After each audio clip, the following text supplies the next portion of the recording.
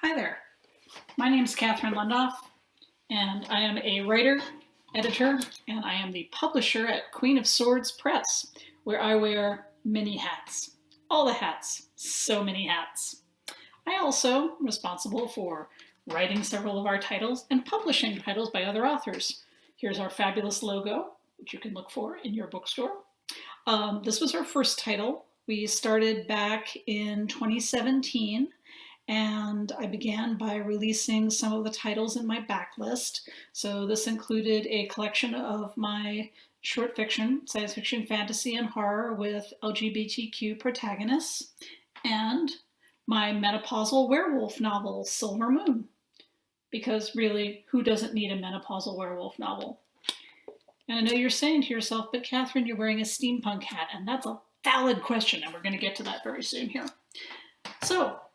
So back in 2017, after years of being published traditionally by other presses, I decided to go in a bold new direction and decided I was spending way too much time with friends and family and loved ones, so I decided to start up a small publishing company.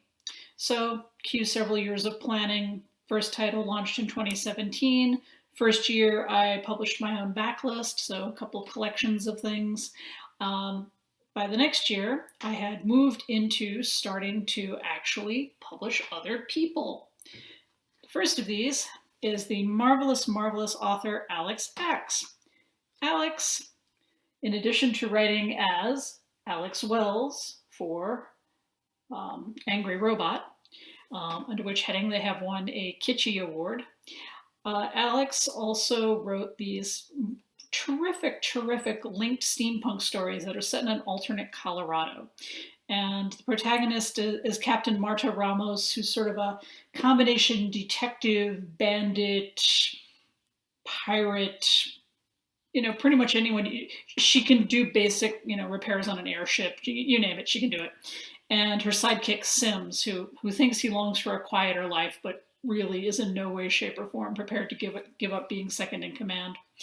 So I had read these stories or a version of them earlier, years before, and I had approached Alex about it, said, hey, if I get this publishing company off the ground, let's talk about this. So about a year or so in, Alex came back and said, we should talk about this. So we did. And the upshot of it was that I took the stories, repackaged them, put in new covers. Alex added some new work, and we have Murder on the Titania, which, as you can see, has a shiny award sticker. And what this is the Colorado Book Awards. It was a finalist for the Colorado Book Awards. And the second book, Wireless, which came out last year. Wireless is also a book award finalist for the Midwest Book Awards, but they don't have shiny stickers, so I don't have any for that yet. Anyway, I'm a big steampunk fan. I enjoy steampunk a lot, go to steampunk cons, all that good stuff. So these were a lot of fun to work with and a lot of fun to read, so I heartily recommend them. Then, after that, I had worked on a couple of different anthologies with my previous publisher, and I decided that it was time for me to give it a whirl on my own. So I thought about what it was that I thought I could read a great deal of over the course of, 6 or 8 months, because it was just me at that point. This was like year 2. So I thought to myself, pirates. I like pirates. Pirates are pretty cool. You can do a lot with pirates.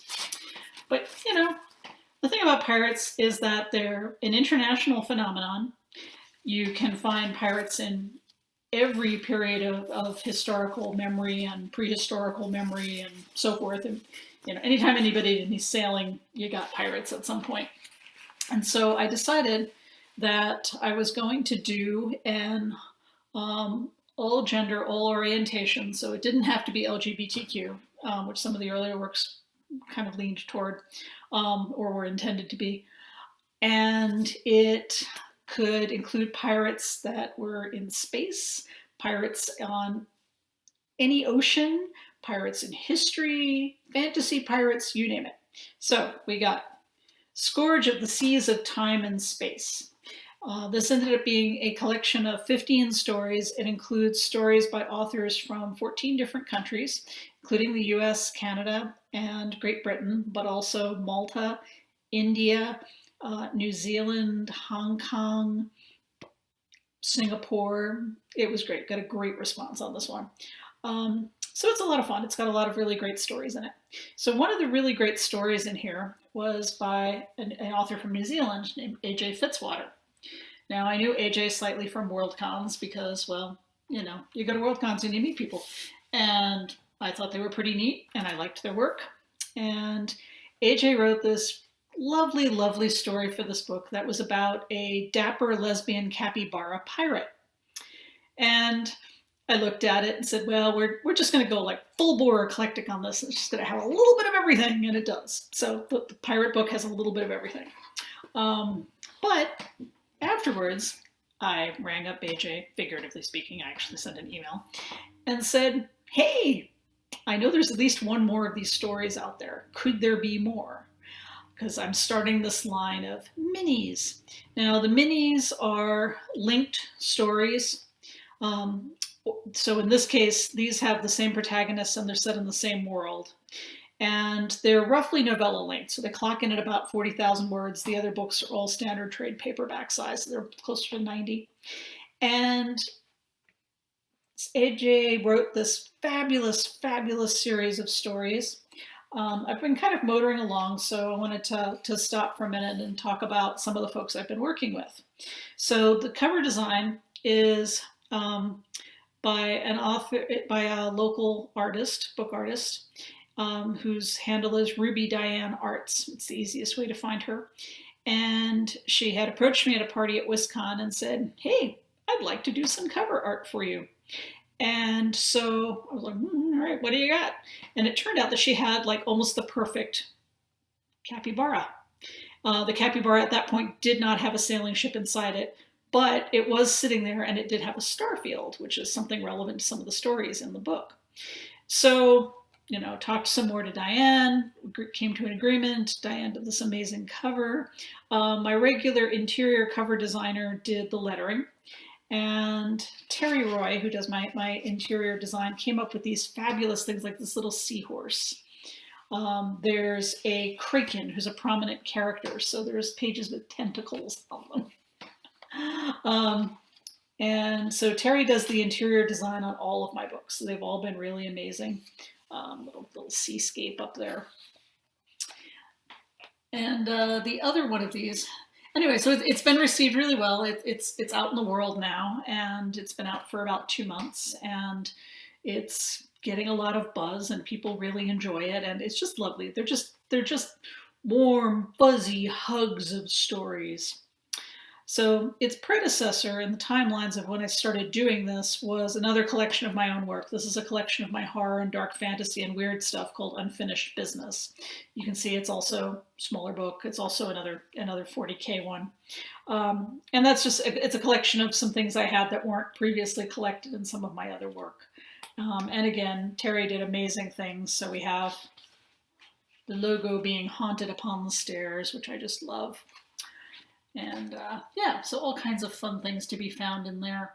Of the other covers, the same artist who did my logo also did the cover for this. That's S.L. Johnson Images.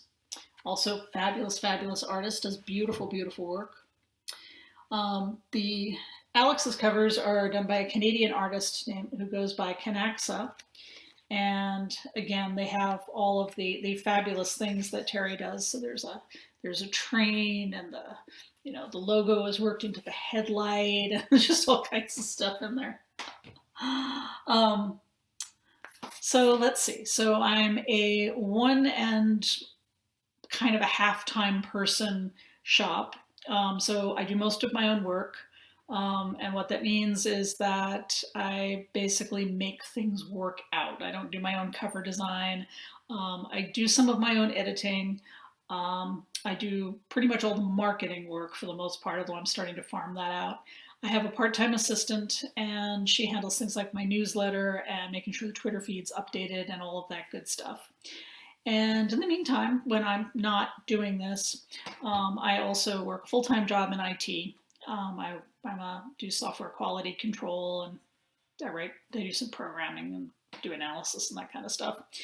And then in addition to that, I also write. So I teach writing classes at the Rambo Academy for Wayward Writers with Kat Rambo.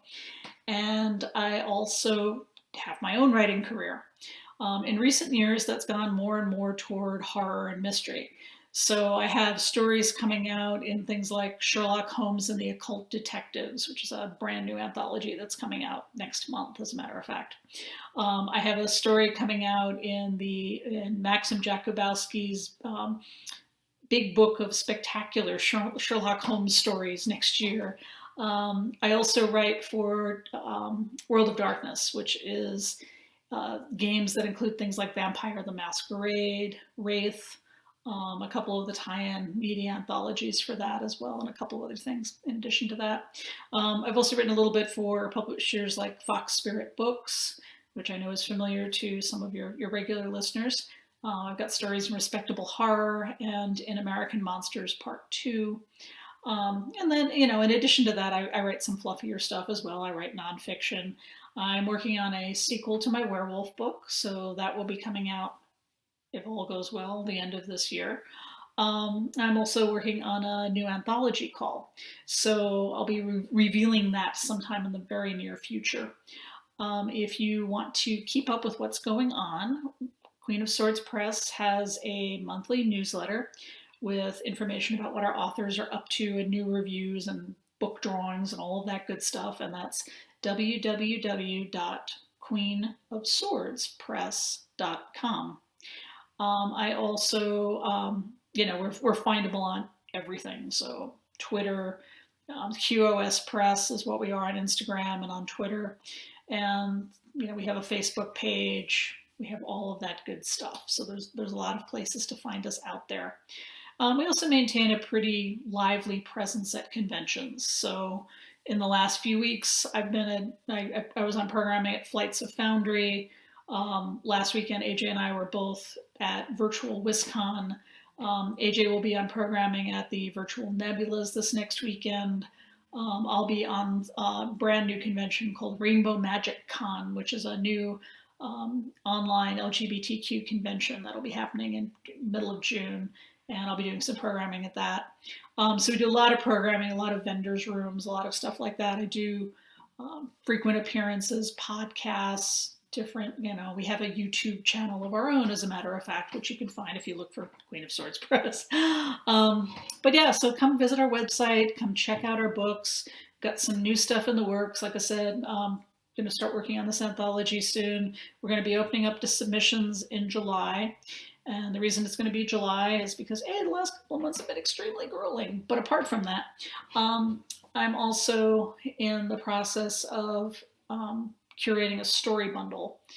Story bundles are book bundles that include, usually it's anywhere from 10 to 15 books. It has a designated charity. In our case, we're raising money for Rainbow Railroad, which is a nonprofit that works with LGBTQ refugees. We've got a great lineup. We've got, all kinds of books. Sinrak is going to be in there. It's one of the books that's in there, along with books by Craig Lawrence Gidney, who is currently up for a Lambda Award, A.C. Wise, who is up for 2 Nebulas next weekend, Andy Buchanan, who's Andy and AJ are both up for Vogel Awards at Worldcon this year. It's just this, Andrea Hairston, who's a former Tiptree/Otherwise Award winner.